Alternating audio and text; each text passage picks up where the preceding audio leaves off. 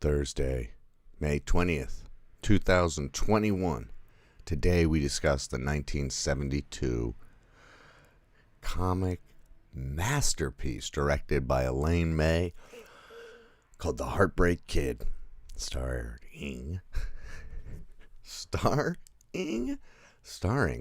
Charles Grodin, Cybill Shepherd, and Jeannie Berlin. Today on the Daily Review. I just get better and better at these intros. Wow. I think I need a bite of a banana to give me the energy to make it through this review. And look at how yellow the background is. Looks like I'm in a tub of piss. All right. There we go. That's the potassium I needed. All right, so I'm going to stay on the Grodin kick. This is originally a play by Neil Simon, and it is on YouTube. So if you want to watch it, you can just watch it for free. It's not even on YouTube with ads. Someone just put the whole movie on YouTube, which I don't know how I feel about that. No commentary, nothing. They're just putting it up there. But it's kind of a hard movie to come by. It's on no other streaming services. Or maybe it is. I just clicked on it. You're right. I haven't looked that up, actually. I shouldn't say that. But there's no DVD. The DVD costs $100 because it's been out of print and stuff. So someone needs to put this movie back out. Maybe in Europe or in Australia or in other parts of the country there is one, but there's no American Blu-ray for this. So I can't wait for that to happen. And I'm sure it's totally the type of movie that Eureka will put out, in that Masters of Cinema collection or Criterion eventually or Arrow. But I think that the Eureka has done a couple of Elaine May movies, like A New Leaf, which I bought and then got it home and it was only Region B. You motherfuckers. But the cover's awesome. All right. Anyway, this is the story of Lenny Cantro, and he is a sports equipment salesman. He sells bats and balls, stuff like that. And he meets Jeannie Berlin, whose name is Lila, and she seems pretty great. But she won't let him have sex until they're married. So he accelerates everything and, rushes to get married. And on the honeymoon, he immediately finds out that she sucks. Like that they're not compatible at all, and that everything she does annoys him. It's not really her fault. He's particularly irritated by nearly everything. But you see it through his eyes and you go, oh, she is so annoying. Like doing this baby talk stuff. And obviously the sex is bad. Because right after, that's like one of the first big jokes is that they finally have sex. And it cuts to him and I say, he's like, it was great. I'm glad we waited. Which is amazing as a punchline, but it takes, this is not a modern comedy. You gotta wait like 8 minutes for the first big joke. But it is a big joke, and it works. And in fact, kind of the whole movie is a big joke. Like a long telling of a big joke. And it works so well because it's so truthful. It's like that thing Billie Eilish was saying about how weak men are. No matter how good of a person you are, the second you're like, sex drive kicks in, you become like a moron who will do anything to get that thing that you want. At least a lot of men are like that. Or I think maybe also at a certain age. No, that's not true. You can see it throughout all of our, these powerful men. They get the ability to do all these horrible things and they totally take advantage of it. Maybe they were bad to begin with, but so you see it. You see it right off the bat. You see what the joke is. You're like, oh, Grodin is being really shallow, and he's getting his comeuppance for being shallow. He rushed into this thing just because he wanted, he wanted to have sex, which is nowhere nearly as important or as powerful as love, right, guys?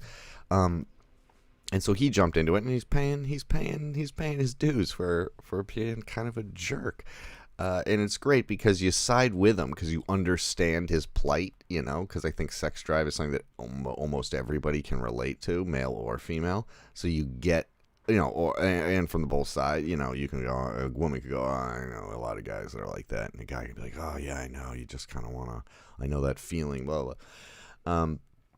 And so immediately the next big punchline is that he meets Cybill Shepherd, who looks, she's in her prime, she looks perfect, she looks like an angel, she's in like white, and she shows up in front of the sun, like walking out, and he immediately like falls in love with her. But he doesn't even have a good reason. He doesn't know her personality or her. It's the same shallow bullshit that he's just like, oh, okay. So he decides he's going to get a divorce and get together with her after they spend a day together because Lila got a sunburn from staying out in the sun too much. And then, which is such a great joke, to be on the honeymoon and then you can't even touch each other. And he comes home at one point and she's covered. He's just like spent a whole day with Cybill Shepherd and had the most like beautiful fun day, and she's so amazing looking. And then he comes back to the hotel room and she's covered in cream, like so thick she was like a bagel with cream cheese on it. She goes, I put cream on, it helps. And he's like, it's awesome. She's amazing. That Jeannie Berlin, she totally gets the role.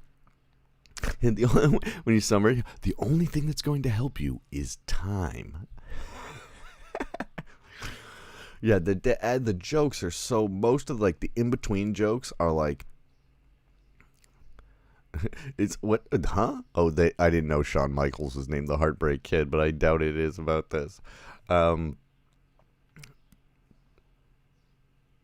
Yeah, and the performance by Grodin is like, there's a lot of subtle stuff, but then there's a lot of like kind of manic freaking out, which I think Steve Martin should get a little penalized for kind of stealing that acting style.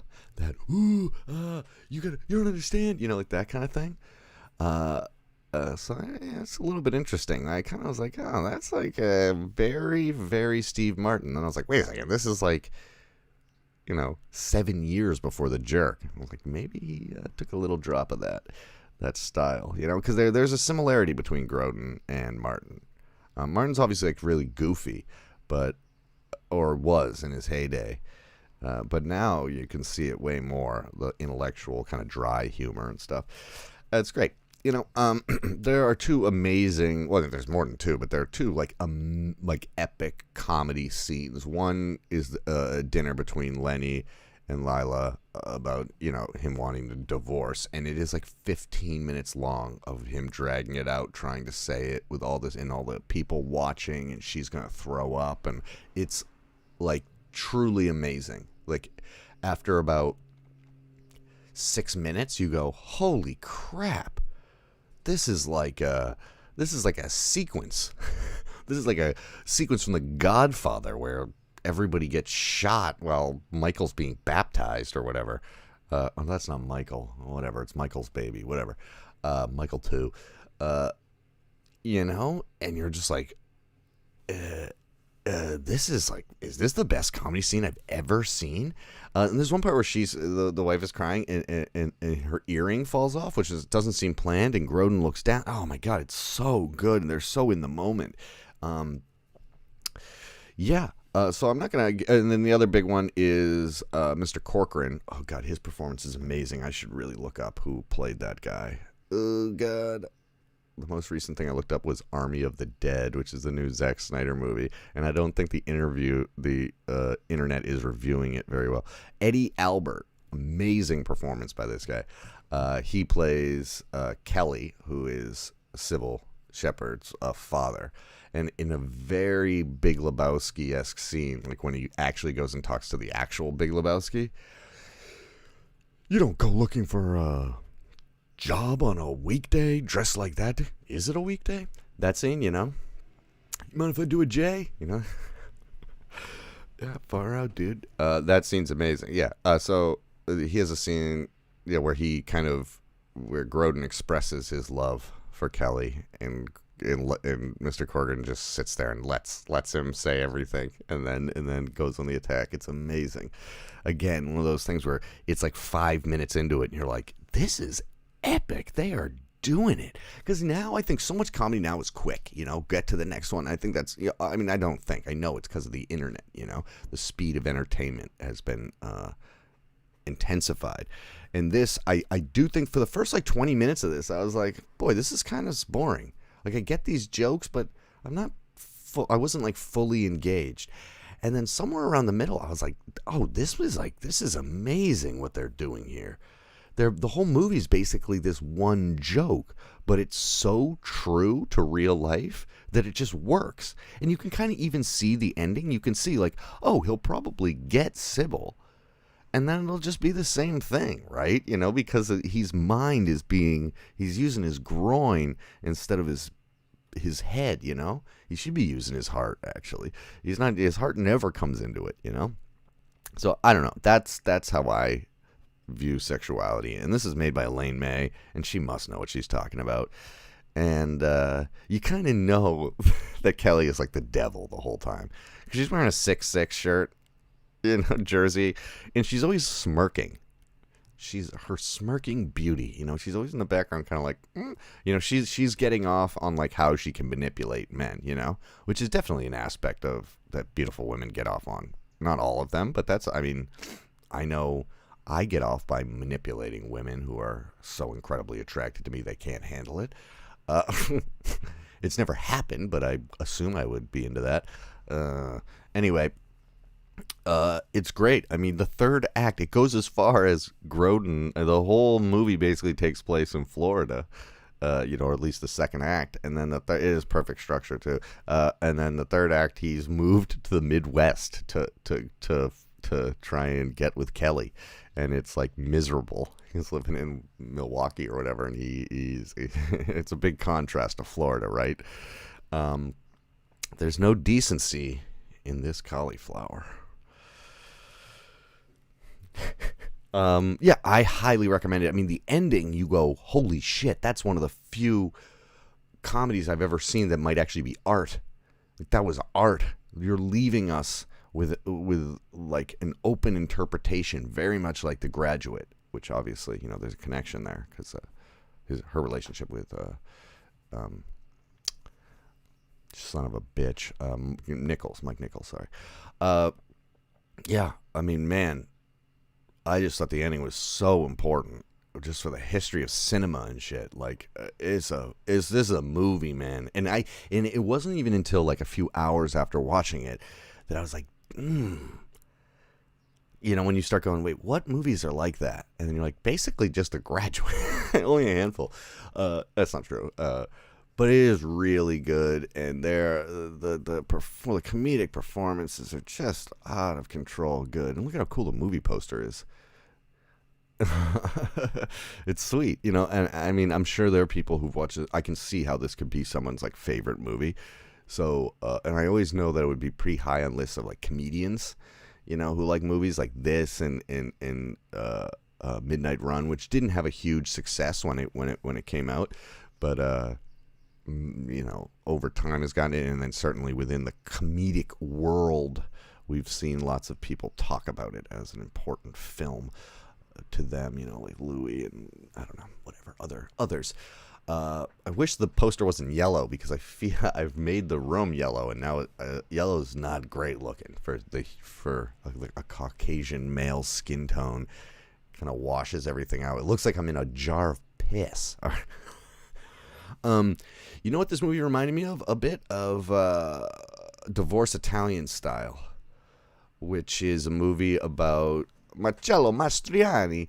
He gets married but falls in love with his niece, essentially, or maybe it's a younger cousin, his wife's like younger sister, something along those lines. Whatever. It's an inappropriate relationship, and he falls in love with her, and she slowly, manipulates him, and his wife is very anti-sexual, and then this woman is very sexual, and he falls for her, and she's being flirty, and they get together, and the like one of the big punchlines at the end of that movie, and this doesn't spoil it, but it is the last joke, so you can not listen to this if you don't want to, but only take a second to say, is that he gets exactly what he wants, and then the last shot of the movie is they're on a boat and they're living it up, and it's beautiful, and she slowly starts sliding her hand towards like one of these young sexy male boat workers, like guys who work on the boat that they're like lounging on. And you're like, oh, this is her game. She just likes doing this, and now she's going to put him through hell because of all that. And so there's a similarity. I'm certain that she saw that. Not the same ending, not the same vibe, but same overarching theme and concept of the how men's will is just shattered by a beautiful woman, I think, or by just their sex drive. It doesn't even need to be a beautiful woman. Oh, wow, I didn't realize how much people were talking here. Cybill does have 2 L's, I believe, if anybody is trying to correct me on that. Army of the Dead looks horrendous. Why would you need to rob a bank during a zombie apocalypse? That was the first thing I said when I read what the log line was. That's a heist movie during the zombie apocalypse. I'm like, well, geez, all the challenges are gone. Jeannie Berlin, yes, she was the Jewish American princess. That's right. Okay, yeah. Okay, yeah, I have not seen that. I hadn't seen this. I hadn't seen this movie. I thought maybe I had, but then the second I saw the cover, I was like, I definitely have not seen this. Wow, the whole team is here. This is awesome, guys. We got Punchy, we got Eddie, we got Carl, we got the most important member, Jen. We got, I don't know why. It's Team Jen, yeah. We're going to call it Team Jen. Jen Gang. We can call it Generation Jen. Okay, that's stupid. Yeah, I know I didn't really talk too much about this movie, I guess, but boy, it's good. Check it out. It's on YouTube for free. I got the link in the linky link, but it looks pretty bad. I think it's probably not a particularly well-shot movie. In fact, it's pretty ugly a lot of the time.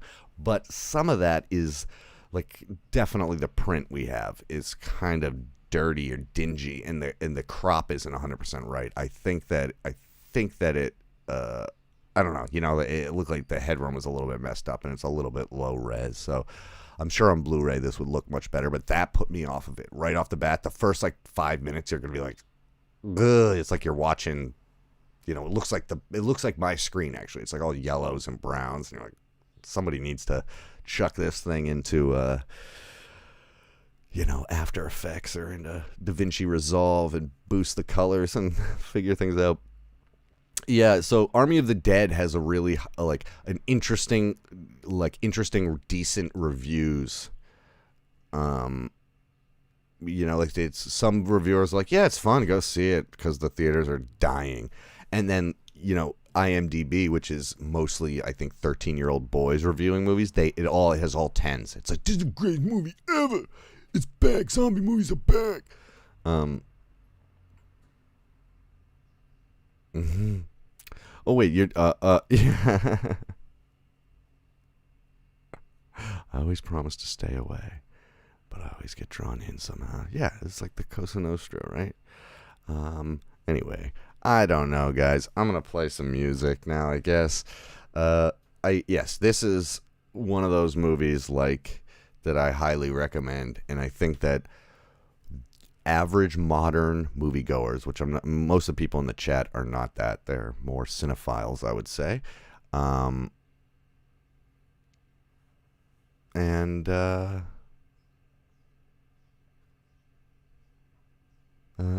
yeah, sorry. God, I got distracted by the chat. This is the problem with the chat.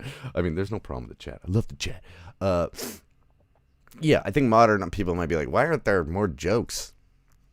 And then you go, just watch the Ben Stiller modern version of this movie that came out that the Farrelly brothers did, and go, oh, okay. Okay, there's the modern version of it, and then tell me which one you think is better, because one's like a masterpiece, and one's like not even a good Ben Stiller movie, and one of those Ben Stiller, average ones. Okay. Yeah, you guys are great. You're geniuses. You deserve way more than me, who's done fucking 500 shows in a row without missing anything and only have 500 subs. This is a lot of work. I might quit. I mean, my God. I mean, if I had a channel where I just kicked a cat every day, I would have way more views. I shouldn't be doing anything with effort. I should just be if really what I want is subs, I should just be drinking weird things and show my butt.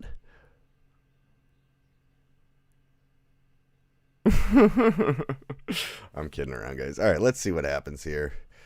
I don't really have a plan, but let's see.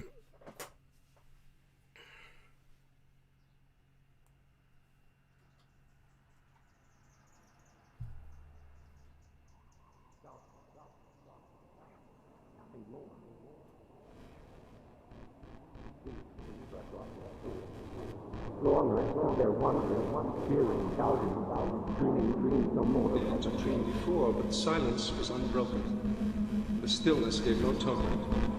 The only word that spoken was the whisper, Lenore. This I whispered, and an echo murmured back the word, Lenore. Really this.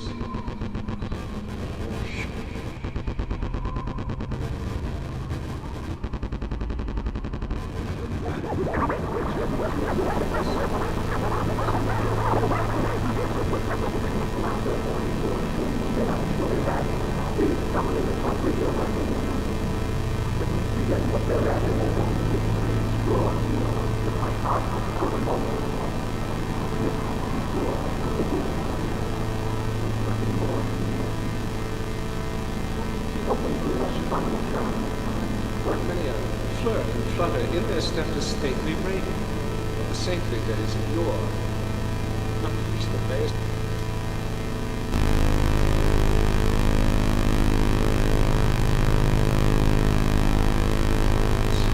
Just above my chamber once.